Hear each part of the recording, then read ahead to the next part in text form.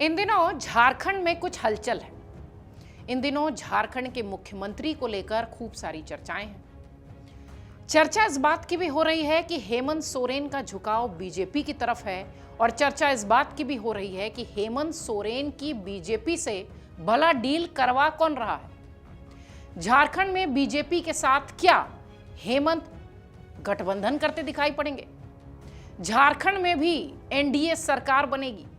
ये वो सारे सवाल हैं जो इन दिनों बहुत तेजी से चर्चा में है। और सबसे बड़ा सवाल ये कि बीजेपी और हेमंत सोरेन के बीच डील करा कौन रहा है। दरअसल इस तरह के सवाल पिछले कुछ दिनों से झारखंड के राजनीतिक गलियारों में, झारखंड में एक्टिव नेताओं के बीच सियासी चर्चा का विषय है। कहा जा रहा है कि जल्द ही झारखंड में नेतृत्व परिवर्तन हो सकता है, और ऐसा इसलिए क्योंकि कई सारे मीडिया रिपोर्ट्स में यह दावा है कि महागठबंधन से सीएम हेमंत सोरेन बेहद खफा हैं। इसलिए हो सकता हो वो एनडीए की ओर चले जाएं। अब अगर ऐसा होता है तो एक बिचौलिया तो बहुत जरूरी होगा। तो बीजेपी की ओर से वो कौन सा नेता है जो हेमंत सोरेन से डील कर रहा है? दरअसल झारखंड के मुख्यमंत्री हेमंत सोरेन और उनकी विधायक पत्नी कल्पना सोरेन को बीते दिनों रांची में एक कार्यक्रम में शामिल होना था। सारी तैयारियां पूरी हो गईं, लेकिन तय समय पर हेमंत सोरेन भी नहीं पहुंचे और उनकी पत्नी भी नहीं पहुंची। इस बीच खबर सामने आई कि दोनों अचानक दिल्ली के लिए निकल गए थे। खबरों के मुताबिक सीएम हेमंत सोरेन और कल्पना सोरेन उनके साथ झारखंड के मुख्य सचिव अविनाश कुमार दिल्ली आ गए थे। इसके बाद से ही राजनीतिक हलचल तेज हो गई। अटकलें लगने लगी कि जल्द ही झारखंड में बड़ा बदलाव नजर आएगा। दावा किया जाने लगा कि हेमंत सोरेन और कल्पना की दिल्ली में भारतीय जनता पार्टी के टॉप लीडर्स से मुलाकात हुई है, जिसके बाद से चर्चा होने लगी कि अब झारखंड में भी एनडीए की सरकार बन सकती है। पर क्या सच में ऐसा होने जा रहा है? कोई सियासी पतंगबाजी भर ये चर्चा है या वाकई में ऐसा कुछ बदलाव होने जा रहा है? वैसे झारखंड मुक्ति मोर्चा और ना ही बीजेपी इस तरफ से कोई मुलाकात कंफर्म कर रहे हैं, ना ही कोई चर्चा कंफर्म कर रहे हैं। अब अगर मुलाकात हुई भी है तो जरूरी बातें भी हुई होंगी, ऐसा गुपचुप मुलाकातों के बाद अक्सर कहा जाता है। कहा यह भी जा रहा है कि जेएमएम और बीजेपी में खिचड़ी पक रही है। ऐसा कहा जा रहा है कि बीजेपी के एक सांसद के पहल पर हेमंत सोरेन और कल्पना इस मुलाकात को तैयार हुए। सवाल ये कि हेमंत और कल्पना को बीजेपी के टॉप लीडर से मुलाकात करने के लिए आखिर किसने मनवाया? कहा गया कि 2 दिसंबर को हेमंत सोरेन को रांची वापस लौटना था, लेकिन वो नहीं लौटे। एक बात और थी, जिस दिन हेमंत को रांची लौटना था उसी दिन न सिर्फ झारखंड के राज्यपाल संतोष गंगवार की गृह मंत्री अमित शाह से मुलाकात हुई, बल्कि लोग संतोष गंगवार की अमित शाह से मुलाकात को इस पूरे सियासी घटनाक्रम से जोड़कर देख रहे हैं। राज्यपाल संतोष गंगवार को अपने बेटे की शादी का निमंत्रण देने के लिए अमित शाह के यहां पहुंचना था, लेकिन समय को देखते हुए इसे भी राजनीतिक चर्चा का हिस्सा बनाया जा रहा है।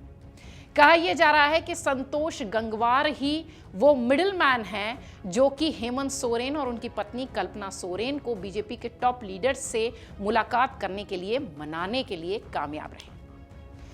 बिहार में अपनी सरकार बनाने के बाद बीजेपी अब पश्चिम बंगाल की ओर है, और आपको बता दें कि पश्चिम बंगाल से सटे झारखंड पर भी बीजेपी या यूं कहें कि एनडीए का फोकस है। झारखंड में बीजेपी सत्ता से बाहर है। पिछली बार नरेंद्र मोदी को यहां करारी हार का सामना करना पड़ा था। फिलहाल हेमंत सोरेन की सरकार कांग्रेस, आरजेडी, वामदल और झारखंड मुक्ति मोर्चा के गठबंधन से चल रही है। अब उस सवाल का जवाब भी आपको बताते हैं कि आखिर क्यों कहा जा रहा है कि हेमंत सोरेन बीजेपी के साथ हाथ मिला सकते हैं। उसकी वजह भी, पहली वजह यह कि हेमंत सोरेन कांग्रेस और आरजेडी से बेहद नाराज चल रहे हैं, क्योंकि बिहार चुनाव में सीट शेयरिंग में झारखंड मुक्ति मोर्चा का ध्यान नहीं रखा गया। और दूसरी बड़ी जो कहानी है वो है हेमंत सोरेन पर ईडी की जांच और गिरफ्तारी का खतरा। कहा यह जा रहा है कि वो बीजेपी के साथ हो सकता हो चले जाए। अब आपके मन में यह भी सवाल आ रहा होगा कि यह सब अभी क्यों हो रहा है। आपको बता दें कि इस नए समीकरण के बनने के पीछे बिहार विधानसभा और उसके नतीजे हैं, जिसके बाद देश में यह माहौल बन गया कि एनडीए को हराना अब मुश्किल है। वहीं तमाम वादों के बावजूद कांग्रेस और आरजेडी ने बिहार चुनाव में झारखंड मुक्ति मोर्चा को एक सीट भी नहीं दी, जिसके बाद जेएमएम की तरफ से यह कहा गया कि हमारी पीठ में छुरा घोंपा गया। और सही समय पर इसका हिसाब किताब होगा। तो कहा जा सकता है कि हो सकता हो वो सही समय यही हो। वहीं कल्पना सोरेन के बारे में कहा जा रहा है कि वो अब दिल्ली की राजनीति में आना चाहती हैं। दावे ये भी हैं कि बीजेपी के साथ गठबंधन होने पर उन्हें राज्यसभा भी भेजा जा सकता है, क्योंकि अगले साल राज्यसभा की एक सीट खाली हो रही है और नरेंद्र मोदी के मंत्रिमंडल में उन्हें शामिल किया जा सकता है, ये भी चर्चा है। इससे वो आदिवासी समाज को भी बड़ा संदेश दे पाएंगे और खुद कल्पना सोरेन के लिए भी एक प्रभावशाली और तेज तर्रार नेता होने का इनाम भी मिल जाएगा। लेकिन सबसे बड़ी चुनौती ये भी है कि झारखंड मुक्ति मोर्चा का आदिवासी और मुस्लिम वोट बैंक है। ये वोटर बीजेपी से हाथ मिलाने पर हो सकता हो नाराज हो जाए। इसके जवाब में एक तर्क और भी दिया जाता है।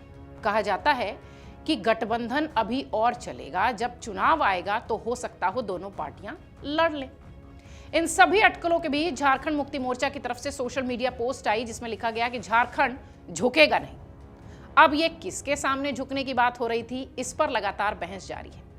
पार्टी लगातार इन राजनीतिक दावों का खंडन कर रही है, लेकिन दूसरा पक्ष ये भी है कि हेमंत सोरेन पर गिरफ्तारी का खतरा भी है, रुके हुए फंड और राज्य का बढ़ता कर्ज भी है। ये सब वजहें उन्हें बीजेपी की तरफ ढकेल सकती हैं। इसके साथ ही ये कांग्रेस को राजनीतिक जवाब भी दिया जाना वाला कदम माना जा सकता है। चुनावी राजनीति का उसूल यही कहता है कि जो जीतेगा वही सरकार बनाएगा, पर बीजेपी के बारे में कहा जाता है कि वो हार कर भी सरकार बना लेती है, जैसे महाराष्ट्र में हुआ, जैसे मध्य प्रदेश में हुआ। तो क्या अब अगली बारी झारखंड की हो सकती है, जहां बीजेपी पिछले 6 सालों से सत्ता से बाहर है? फिलहाल हेमंत सोरेन और कल्पना सोरेन ने इस पर कोई आधिकारिक बयान नहीं दिया है, ना ही पार्टी की तरफ से कोई बयान आया है। लेकिन इन मुलाकातों के बाद झारखंड का सियासी पारा चरम पर है। झारखंड से लेकर दिल्ली तक सियासी फिजाओं में खूब चर्चा है कि हेमंत सोरेन का झुकाव किसी और ओर हो रहा है। अगर आप ये वीडियो YouTube पर देख रहे हैं तो हमारे चैनल को सब्सक्राइब कर बेल आइकन दबाएं और Facebook पर देख रहे हैं तो हमारे पेज को लाइक करें।